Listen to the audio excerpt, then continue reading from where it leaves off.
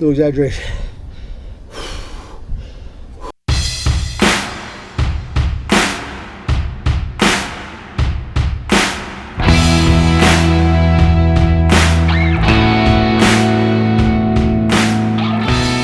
Suburban Jersey Dad. If you're new here, we are on day 2 of skid steer action up at the New York State property. If you're really new here, maybe start at episode 1. Thanks for watching. All right, day 2 with the skid steer. Got up at 4:45 this morning to get up here early and realized no gas in the truck. And when you're pulling a trailer, that gas mileage plummets to 10 miles to the gallon or less. So I don't want to take a chance. So although I got up here early, I got to the property, realized I didn't have enough gas to do what I had to do today, and had to go take another 20-minute ride there, 20-minute ride back to get gas. So, poor planning, costs time. Time is what I don't have. So, a little frustrating, but nice. I think it's going to be about 60 degrees today. I'm going to continue to use the skid steer to bring the crushed stone to the top, and then get as much done as I can on the base for the mini cabin. So that's the plan. Try and get out of here just past midday, because I got to drive a half hour the wrong way from home to drop the skid steer off back in Home Depot. Complete debacle yesterday with Home Depot, but I think I'll cover that in another conversation. It's time to get to work. Don't forget to like and subscribe and follow along. Thanks.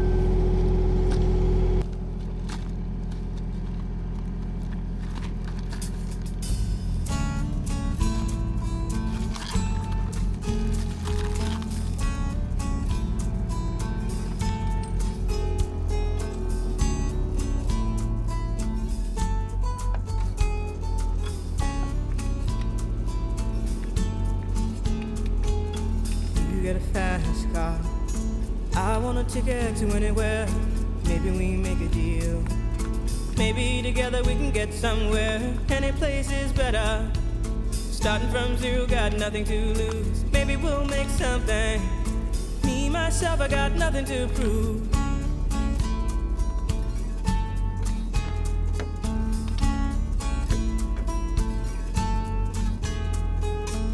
You got a fast car. I got a plan to get us out of here. Been working at the convenience store. Managed to save just a little bit of money. Won't have to drive too far. Just cross the border and into the city. You and I can both get jobs and finally see what it means to be living.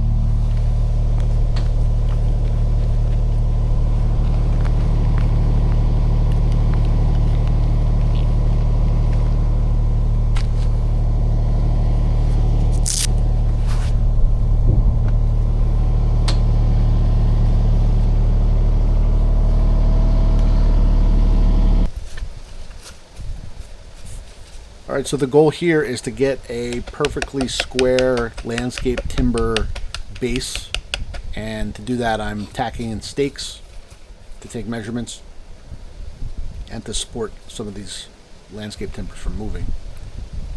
Once I find my tape measure, what technique I'm going to use is the one I've learned from others, is measuring from one corner to the other corner, and then measuring the same way across the remaining two corners. And if you can get that measurement pretty close, then you know you're near square. Doesn't have to be perfect, but like any base for any building, you want it as close as possible so things just don't look wrong and they line up properly.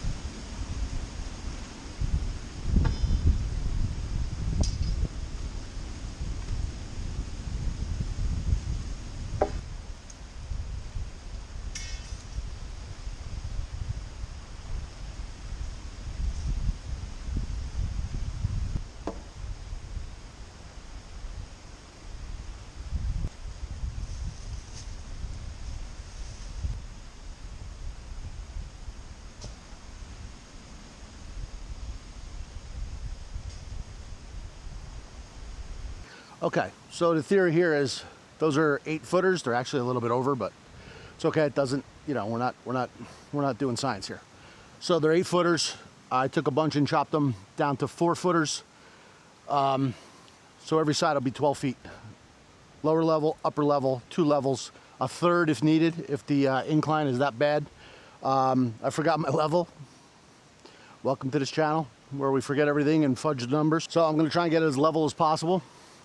Good thing about what I'm doing with the rebar into holes to attach it is you can pull that up, in some cases pry it up to try and get it level later and put things underneath to make it level. So I'll bring the level next time. I'm still just gonna try and get as much work done as I can today, because the benefit here is if I can get this done and get the fabric in, I got a pile that I brought up of the gravel and I could just dump it right in. I'm not shoveling it, and my son and I will save a little time to do other things. So I'm gonna get to it.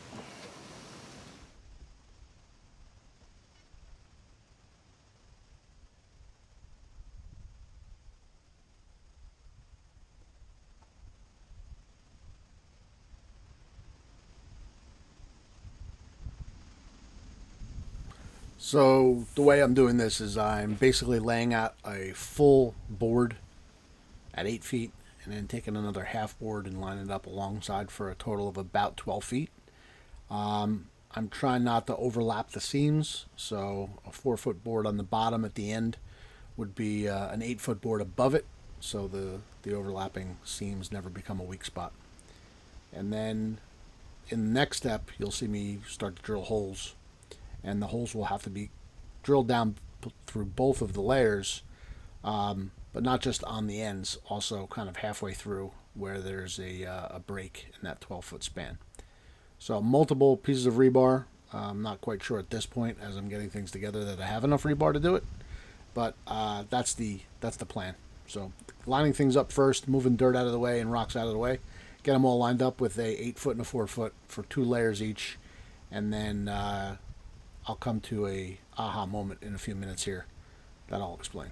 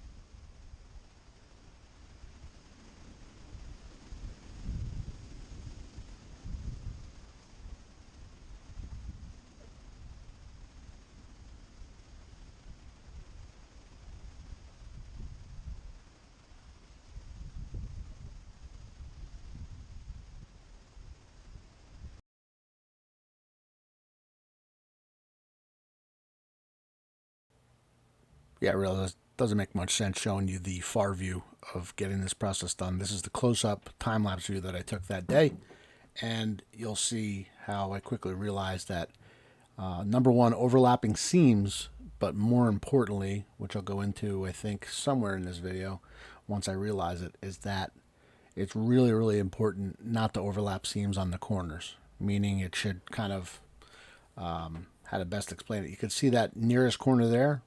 That's 2 boards lined up top and bottom, creating a weak spot by not overlapping the seams coming from each way. So if you think about a log cabin idea, you'll see alternating top layer, next layer down, next layer down, next layer down. They alternate which part sticks out. That's because they haven't lined up the seams the way I have and made a mistake. And I'll realize it soon enough and have to come back and make some changes.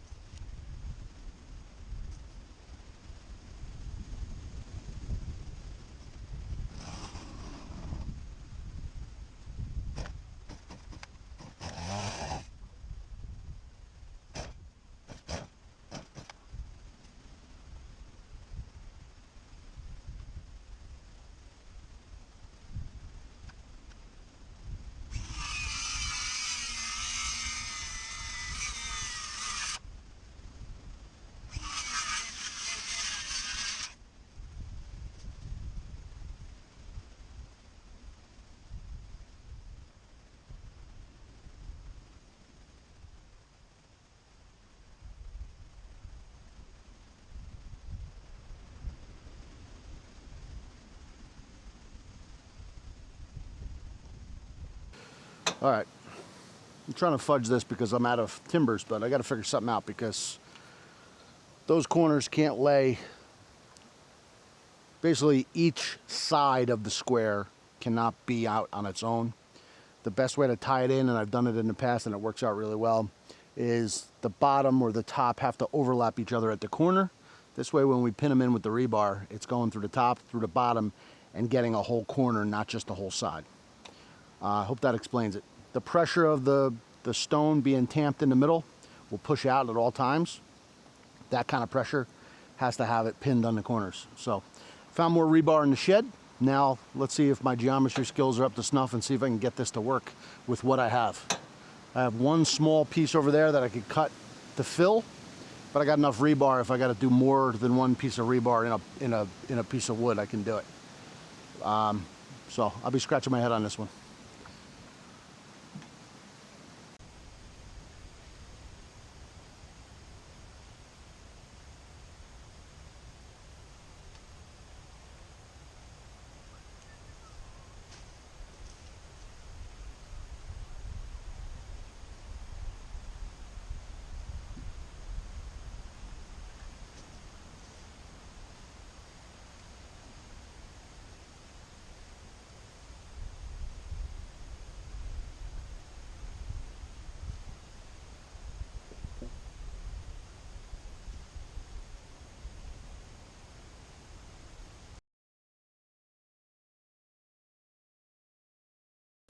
By cutting all the timbers earlier in the video, created a little bit of a jigsaw puzzle here, trying to get everything lined up and in the proper spot. Because again, now you see that near corner is now an overlap. I'm not really sure what the term is for that kind of part of a building, but like I said, it's used in cabins for strength, and I'm doing the same thing. I want a piece of rebar to go through the left side timber through that corner and through the right side timber underneath. I'll actually put two. I'll put one in the corner, and then I'll put one a little bit further down to the right, so that both ends of that one on the right on top are pinned, if that makes sense. You'll see. I'm going to start drilling holes in a minute here and smacking in rebar.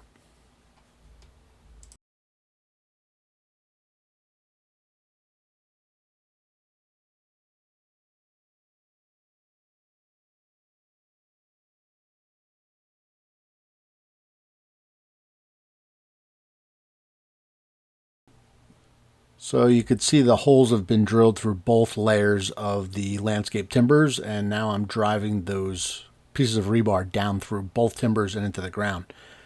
It's really deceptive watching this time-lapse video about how difficult it is to whack it into the ground and get it through both timbers. The holes that I'm drilling are just slightly smaller than the actual diameter of the rebar itself. So it gets a tight fit, and yeah, my shoulders are burning by the end of this first row, but it appears like it goes in very simply because of the time lapse. That back corner you'll see, I'll be hitting that and going back to that several times because there's a round of rocks below it, and I can't get beyond it. I wind up moving the hole a little bit to the right or left in order to make that happen. But again, by this point, my shoulders are burning. The 5-pound hammer is helpful, but not the best tool for the job. A little bit bigger, heavier hammer probably would have done a better job of getting it through quicker.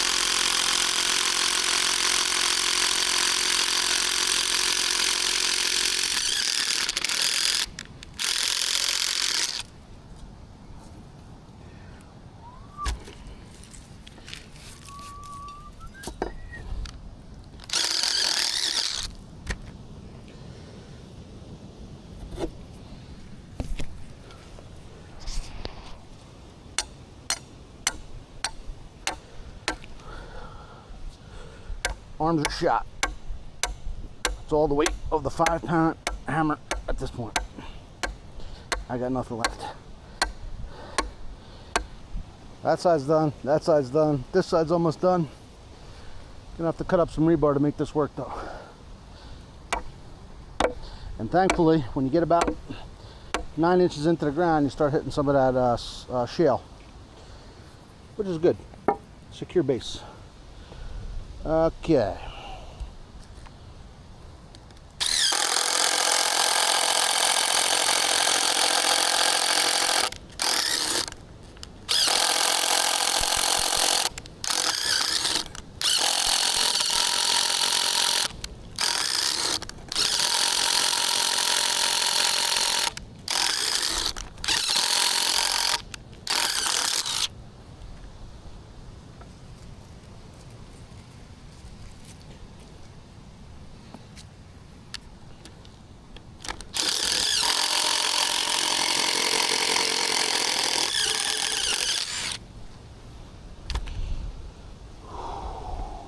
Be a tough one.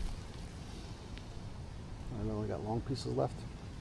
All right, we gotta cut a piece.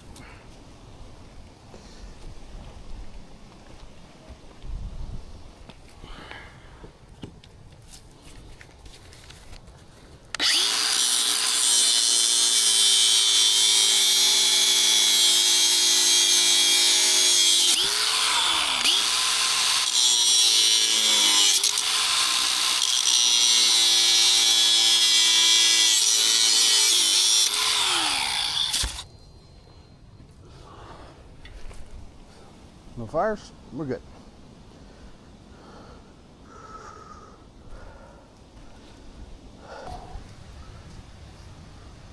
All right, before the debacle at Home Depot yesterday, I was supposed to pick it up at 10 o'clock. I didn't get out of there till 12:30. I had rented it for a day and a half. They had just charged me for a day, I guess. I don't know what's going to go on, but I got to go talk to the manager when I get back because of the hassle. 2.5 hours there. Had to rewire the trailer myself. Had to go buy $16 worth of waterproof wire nuts to help the guy out who was trying to do it and couldn't get it done, so I did it. I'm going to go talk to the manager about letting me slide on this half a day. I was going to get it there by, 1 or 2 o'clock. They were going to charge me for a half day, but I'm going to stay a little bit longer to try and get this done while I have this skid steer, if my shoulders don't give out, and then go try and talk to this guy and see what he's going to charge me. I'm just trying to avoid costs. It ain't cheap, and it's adding up because I've been up here every weekend for the last 5 weeks. So, okay, let's finish this up. Call it a day. I have to finish the last 2 on this side, figure out how I'm going to get the last side done, lay out the landscape fabric, and then use the skid steer to pour all the stone in so we're not hoofing it with a bunch of shovels. If I can get that done and get out of here by 2:30, that would be fantastic. That gives me enough time to get and return this thing, go talk to the manager, and get home just after dinner time. And I got work tomorrow. So let's see how we do. Wish me luck.